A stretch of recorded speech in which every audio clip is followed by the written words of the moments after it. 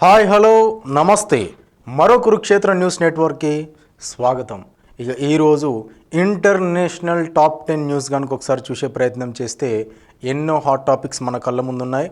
అందులో మొట్టమొదటిది నాగర్ కర్నూలు జిల్లా దోమలపెంట వద్ద శ్రీశైలం ఎడమగట్టు కాలువ ఎస్ఎల్బిసి ప్రాజెక్టు సొరంగంలో ఘోర ప్రమాదం జరిగిన సంగతి తెలిసిందే. ఫిబ్రవరి 22, 2025 జరిగిన ఘటనలో సొరంగం పైకప్పు కూలిపోవడంతో 8 మంది మృతి చెందారు. పని జరుగుతున్న సమయంలో సొరంగం పైకప్పు హఠాత్తుగా కూలిపోవడంతో అందులో 8 మంది కార్మికులు చిక్కుకొని ప్రాణాలు కోల్పోయారు.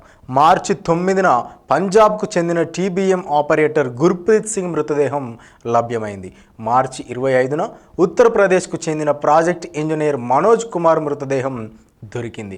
ఘటన జరిగి నేటికి 4 నెలలు గడిచినా నేటికి మిగతా 6 మృతదేహాలు లభ్యం కాలేదు. ఇక వరంగల్లో ఒక స్కూటీకి ఏకంగా 233 పెండింగ్ చలాన్లు ఉన్నట్లు గుర్తించారు ట్రాఫిక్ పోలీసులు. మొత్తం రూపాయలు 45,350 జరిమానా విధించారు. కాజీపేటలో ట్రాఫిక్ సిఐ వెంకన్న ఈ వాహనాన్ని ఆపి తనిఖీ చేయగా ఈ విషయం తెలిసింది. స్కూటీ యజమాని అస్లాంగా చెబుతుండగా అసలు ఓనర్ పేరు మాత్రం రికార్డులో వేణుగోపాల్ యాదవ్గా ఉంది. ఎక్కువ చలాన్లు హెల్మెట్ లేకుండా నడిపినందుకే ఉన్నాయి. ఈ 2 వీలర్ కరీంనగర్, హైదరాబాద్, వరంగల్లో తిరిగినట్లు తెలిసింది. స్కూటీ విలువ 20,000 కూడా లేకపోగా ఫైన్ మాత్రం 45,350 రూపాయలు ఉంది. దీంతో పాటుగా ఇరాన్ ఇజ్రాయెల్ యుద్ధం తీవ్రమవుతున్న వేళ ఇరాన్ సుప్రీం లీడర్ ఖమేనీని రహస్య ప్రదేశానికి తరలించారు. ఆయనకు రక్షణగా సీక్రెట్ గార్డ్స్ ఉన్నట్టు తెలుస్తోంది. అయితే ఈ సీక్రెట్ యూనిట్ ఉందని ఇరాన్ మిలిటరీ కూడా తెలియకపోవడం గమనార్హం. మరోవైపు ఖమేనీకి వారసులుగా 3 ఎంపిక చేసినట్లు సమాచారం. నెల రోజులు జరిగే ఈ ప్రక్రియను త్వరగా పూర్తి చేయమని ఖమేనీ ఆదేశించినట్లు కూడా తెలుస్తూ ఉన్నది. అయితే ఈ 3లో ఖమేనీ కుమారుడి పేరు మాత్రం లేదు. అమెరికా అధ్యక్షుడు ట్రంప్ ఇరాన్ అణుస్థావరాలపై విజయవంతమైన దాడి జరిపి ధ్వంసం చేసినట్లు ప్రకటించారు. ఈ దాడిలో అత్యాధునిక B-2 స్పిరిట్ స్టెల్త్ బాంబర్లను ఉపయోగించారు. ఇరాన్ అణు కార్యక్రమానికి కీలకమైన ఫోర్డో కేంద్రాన్ని ధ్వంసం చేసినట్లు ఆయన తెలిపారు. ఒక్కో బాంబర్ ఖరీదు $2.1 బిలియన్. ఇవి భూగర్భంలోకి అణుస్థావరాలను సైతం ధ్వంసం చేయగలవు.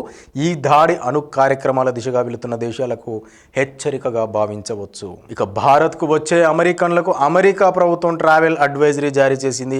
భారత్లో అత్యాచారాలు, ఉగ్రదాడులు పెరుగుతున్నాయని, మహిళలు ఒంటరిగా ప్రయాణించవద్దని అందులో హెచ్చరించింది. కొన్ని ప్రాంతాల్లో భద్రతా పరిస్థితులు సరిగా లేవని, భారత్ నేపాల్ సరిహద్దుల్లో సమస్యలు రావచ్చని కూడా సూచించింది. ఇది భారత ప్రభుత్వంపై అంతర్జాతీయంగా ప్రతికూల అభిప్రాయాన్ని కలిగించేలా ఈ ప్రకటన ఉంది. ఈ ప్రకటనతో భారత్ పట్ల అమెరికా వైఖరి ఏంటో స్పష్టంగా వెల్లడి. అదేవిధంగా అబుదాబిలో ఒకే వ్యక్తి ఉద్యోగం చేయకుండానే దాదాపు 26 లక్షల జీతం పొందాడు. ఒక కంపెనీతో కుదుర్చుకున్న ఒప్పందం ప్రకారం అతనికి నెలకు 1.69 లక్షల జీతం ఇవ్వాల్సి ఉంది. అయితే కంపెనీ అతని ఉద్యోగంలో చేర్చుకోవడంతో కోర్టును ఆశ్రయించాడు. విచారణ జరిపిన కోర్టు కంపెనీ నిబంధనలు ఉల్లంఘించిందని తేల్చి అతనికి నష్టపరిహారం చెల్లించాలని ఆదేశించింది. అయితే వాస్తవానికి కంపెనీ అతన్ని చేర్చుకోలేదు. గతంలో స్పెయిన్లో కూడా ఇలాంటి సంఘటన జరిగింది. ప్రస్తుతం ఈ ఘటన తెగ వైరల్ అవుతోంది. 30 ఏళ్ల క్రితం లంచం తీసుకున్న ప్రభుత్వ అధికారి సుప్రీంకోర్టు శిక్ష విధించింది. రైతు నుండి ₹500 లంచం తీసుకుండగా లోకాయుక్తకు పట్టుబడిన నగేష్ అనే అధికారిని విచారణ అనంతరం దోషిగా తేల్చారు. హైకోర్టు నిర్దేశిగా ప్రకటించిన సుప్రీంకోర్టు మాత్రం బెళగావి కోర్టు తీర్పును సమర్థించింది. పదవీ విరమణ పొందిన నగేష్ను పోలీసులు అరెస్ట్ చేసి జైలుకు తరలించారు.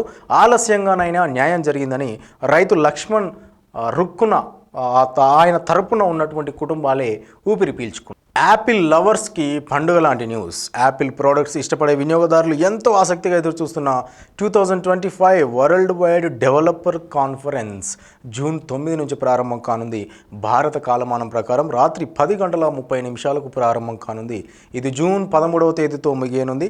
ప్రతి ఏడాది మాదిరిగానే ఈసారి కూడా యాపిల్ CEO టీమ్ కుక్ కినోట్లో కొత్త సాఫ్ట్వేర్ అప్డేట్స్ గుర్తించే వెల్లడించారు. ఇక యాపిల్ ఐఫోన్లు, ఐప్యాడ్లు, మ్యాక్ డివైస్, ఇతర యాపిల్ డివైస్లు గుర్తించిన లేటెస్ట్ అప్డేట్స్ అందులో ఉంటాయి. ఇక ఎస్ఎస్సి ఫేజ్ 13 రిక్రూట్మెంట్ 2025 మంచి తరుణం రానే వచ్చింది. కేంద్ర ప్రభుత్వ ఉద్యోగ నోటిఫికేషన్ల కోసం ఎదురు చూస్తున్న వారికి గుడ్ న్యూస్ చెబుతూ స్టాఫ్ సెలక్షన్ కమిషన్ ఎస్ఎస్సి తాజాగా భారీ జాబ్ ప్రకటన విడుదల చేసింది. ఈ ప్రకటన ద్వారా పలు మంత్రిత్వ శాఖలు, విభాగాలు, సంస్థల్లో ఖాళీలు ఉన్న 2423 గ్రూప్ సి, గ్రూప్ డి ఉద్యోగాలను భర్తీ చేయనుంది. ఈ ఉద్యోగాల భర్తీకి దరఖాస్తులు కోరుతోంది. 10వ తరగతి, ఇంటర్, డిగ్రీ అర్హత ఉన్న అభ్యర్థులు ఆన్లైన్ విధానంలో అప్లై చేసుకోవచ్చు. దరఖాస్తు ప్రక్రియ ప్రారంభమైంది. జూన్ 23 దరఖాస్తులకు చివరి తేదీ. అభ్యర్థులు పూర్తి వివరాలు తెలుసుకోవడానికి అధికారిక వెబ్సైట్ అయినటువంటి ssc.government.in లో చూడవచ్చు. వీటితో పాటుగా దేశంలో ఎన్నికల శంఖారావం మోగుతోంది. ప్రస్తుతం 5 రాష్ట్రాల్లో ఎన్నికలు జరుగుతుండగా వచ్చే ఏడాది మరికొన్ని రాష్ట్రాలు అసెంబ్లీతో పాటు లోక్సభకు కూడా ఎన్నికలు జరగనున్నాయి. ఈ నేపథ్యంలోనే కొత్త హామీలు అన్ని పార్టీలు గుప్పిస్తున్నాయి. ఇందులో భాగంగానే కేంద్రంలో అధికారంలో ఉన్న నరేంద్ర మోదీ ప్రభుత్వం దేశ ప్రజలకు ఉచితంగా రీఛార్జ్ చేయనుందనే వార్త ప్రస్తుతం తెగ సంచలనంగా మారింది.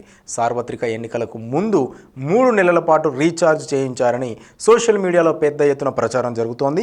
ఈ క్రమంలోనే కేంద్ర ప్రభుత్వం వర్గాలు దీనిపై స్పష్టత ఇవ్వనున్నాయి. ఇది ఇవాల్టి ఇంటర్నేషనల్ టాప్ 10 న్యూస్. మళ్ళీ రేపు సరికొత్త అంశాలతో మీ ముందుకు వచ్చే ప్రయత్నం చేస్తాను. అంతవరకు keep watching. Signing off. This is Giri. ఇది మరో కురుక్షేత్రం. ఇది వాస్తవాలకు మరో క్షేత్రం. నమస్కారం.